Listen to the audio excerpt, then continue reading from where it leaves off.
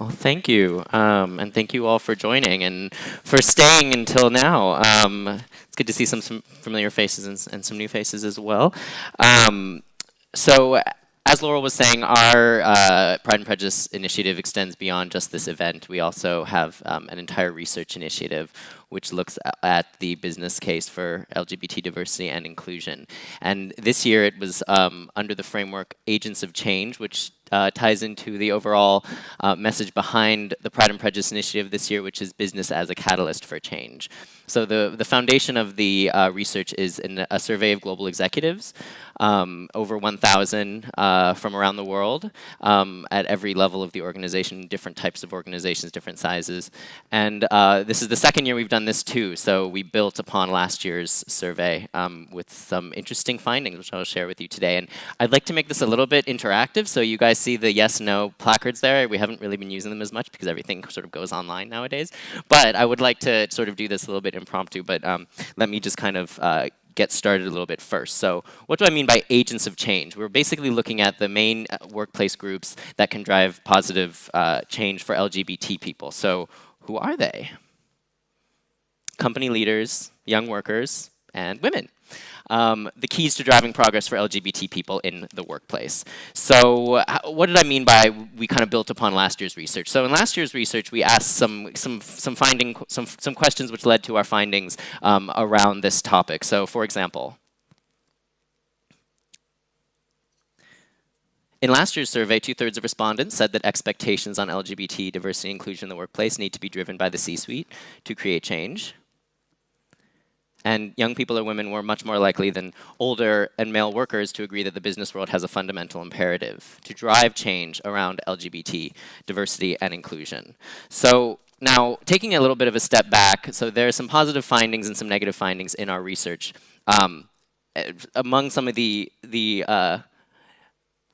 negative findings, well, first I'd like to actually ask everyone here, how many of you, despite perhaps working for, being here and working for a company which is is inclusive, how many of you still perceive discrimination toward LGBT people in your company? Just kind of like to, so yes, raise the little tag there. So it looks like quite a few, yeah, maybe half and half, I'd say, half and half. So now, in our survey, we found that almost 1 in 5 are aware of hidden LGBT discrimination at their company. Over 1 in 10 are aware of vocal or physical LGBT discrimination in their companies.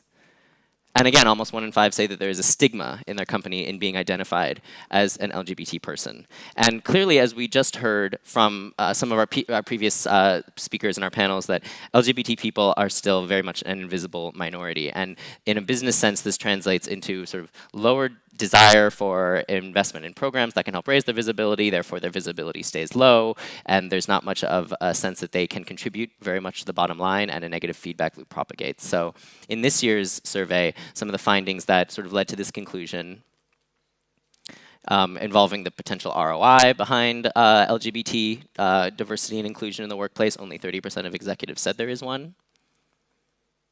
And when we're asked to list out a number of workplace factors that can benefit when LGBT workplace D&I is at its best, only 18% said financial performance was actually the 9th out of 11 choices, so quite low down on the list. Now, who can actually break this kind of negative feedback loop? Well, one of the main groups is leaders. And I'd like to ask another question, so please get your little tags ready. How many of you believe that in your company, the staff in general, and maybe not just yourself, but the staff in general, look to your leaders, your board, your C-suite to guide thinking around LGBT diversity and inclusion? And be honest, no one's recording this, so wow, very high number. Wow, good. Well, quite a bit higher than what we've got in our survey. So 24% chose C-suite and leadership, which actually, when compared to other groups, is still quite high, even though it's in absolute terms, it's fairly low. But then, sort of on other issues of LGBT diversity and inclusion, so who is most likely to support LGBT diversity and inclusion among various different employee cohorts? Only 16% chose C-suite and leadership, and this came a distant 4th place behind employee cohorts like younger workers or female workers. And then who's most likely to be out in the workplace? Probably not surprising. A very paltry share choose the C-suite and the leadership. Now, taking sort of a step back from the data, obviously it's difficult to be an open and advocate leader in a lot of contexts.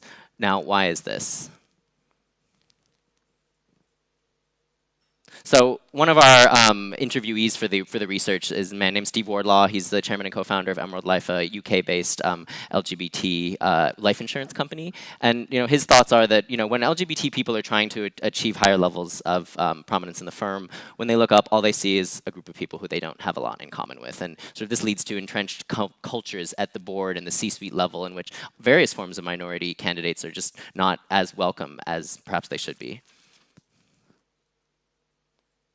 And then there's another issue, of course, which is that as soon as a leader achieves, or as soon as a D&I-focused leader achieves a certain level of prominence, they might be accused of being kind of more focused on the D&I case rather than the business case. So another one of our speaker, actually in our London conference coming up later, Karen Blackett, the chairwoman of Mediacom, another UK-based company, said, I want to be defined on my output and performance, not the fact that I'm a black woman. And a lot of diversity-minded leaders might think the same thing and not come out as forcefully for the business case.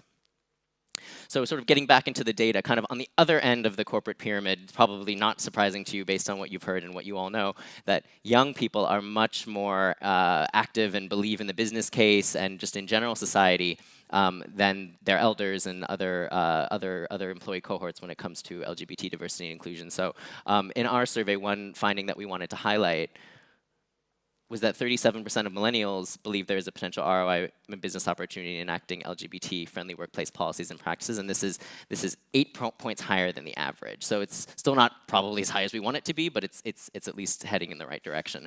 Now, I'd like to sort of go back to the interactive part for a second. So how many of you think that your company leaders, the very top tier of the company, and all the rest of the employees, especially the younger employees, have the same mindset and think the same thing when it comes to LGBT diversity and inclusion? So if you could just kind of, oh, interesting. Interesting. So that's interesting that we saw before that a lot of people look to their company leaders to guide the thinking, and yet the company leaders and the younger employees don't necessarily think the same thing. So this is actually a very prominent finding that we discovered in our survey as well. So, for example,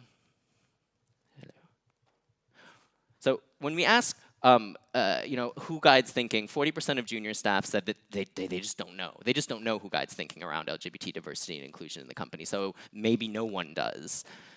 Whereas only 16% of C-suite respondents say they don't know. So they're at least able to name somebody, whether it's the young employees, themselves.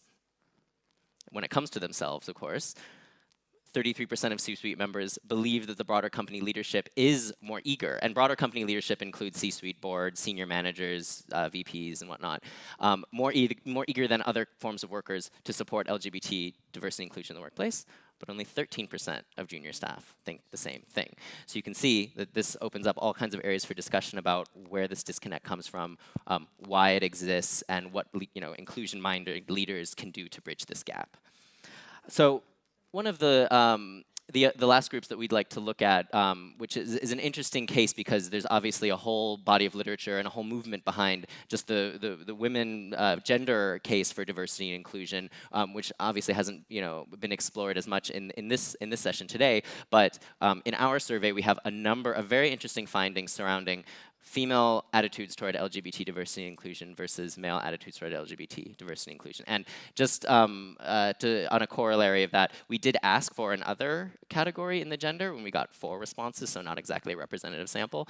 But when we're dividing the data by women versus men, you can just see here that on a number of questions, whether it's who's comfortable working with an LGBT person, various levels of agreement between on statements surrounding LGBT rights, corporate silence and LGBT inclusion is no longer acceptable. Companies have an important opportunity to bridge the gap. So you can just see there is a consistent and yet not necessarily huge gap, and yet it's so consistent that we felt necessary to highlight it. Even on the low end, with the business opportunity return on investment, women just show that much of a stronger kind of case for it than men do.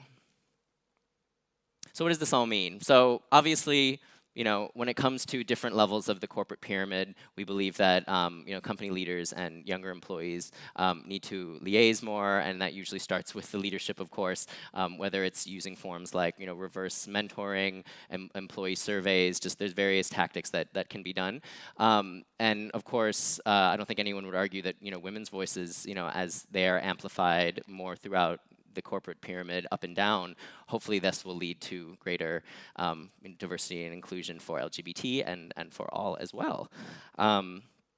So just kind of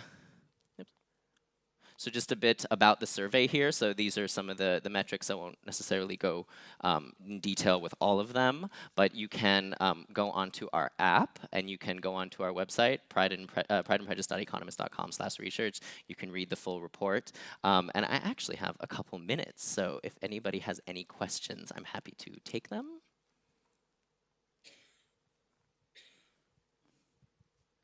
Okay, well, you can always find me later, the guy with the colorful tie. So thank you very much. Thank you, Michael, very much. We are going to have a break, a coffee break now. We have an interview, a video interview with Senator Penny Wong from Australia at 3:30. Could I ask that you be back in the room for that interview? Thank you very much. We've got about 25 minutes outside. Thank you.